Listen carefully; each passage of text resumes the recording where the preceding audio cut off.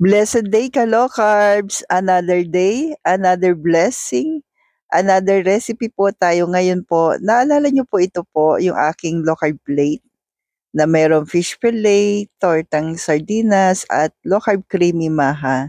Share ko po sa inyo po kung paano ko po siya inihanda at kung paano ko po niluto kasama yung low carb breadings po natin. Yan kasi kadalasan natatalong sa akin po kung ano nga ba ang puwedeng pamalit po sa mga breadings. So, narito po yung ating fish fillet. Nilagyan ko po ng asin at paminta. At ito po yung ating gagawing breadings, yung bluefin flour na mababa lang po ang carbs at pasok po sa atin. So, ito po.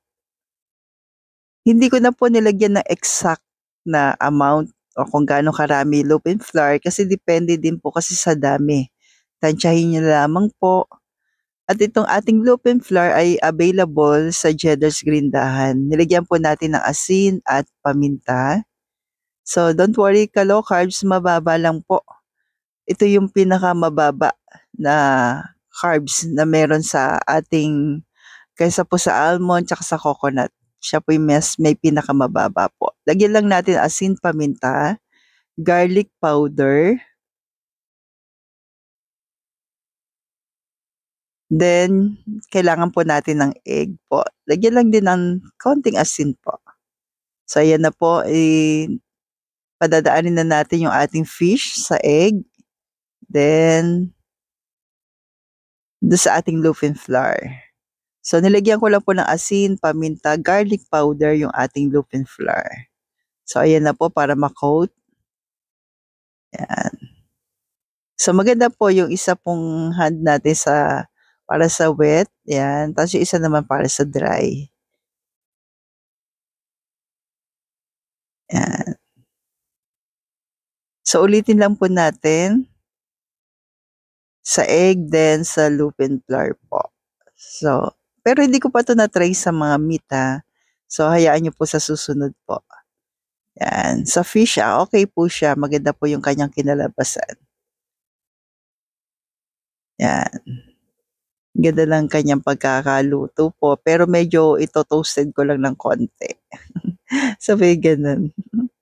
Yan. So, ito na po yung ating fish fillet gamit po yung ating low carb na pang-coat po natin na lupin flour. So, dahil may natira pong lupin flour, para hindi sayang, gagawa tayo ng tortang sardinas. So, madalas na itatanong sa akin, ito yung sardinas na ginagamit ko po, baka naman mega. So, mega mackerel po. Pero, tingnan yung ingredients niya. Yan, mackerel, salt, pepper lang po. Siya yung pinakakaunti na ingredients.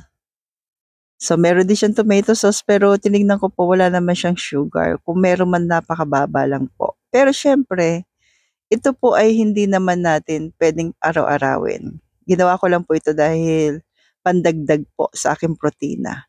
So, simula mag-low carb ako parang 3 beses pa lang. In 4 years na nag-sardines po ako.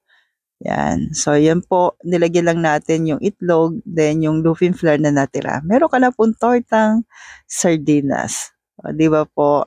So, pwede rin naman yan sa mga tortang isda. Hinihimay lang natin isda, tapos lupin flour and egg. Lagyan lang natin ng garlic powder, asin at paminta. So, ito na po yung aking low carb meal. Simple, pero po may source of protein at konting dessert naman. So, stay healthy, stay low carb po. God bless po.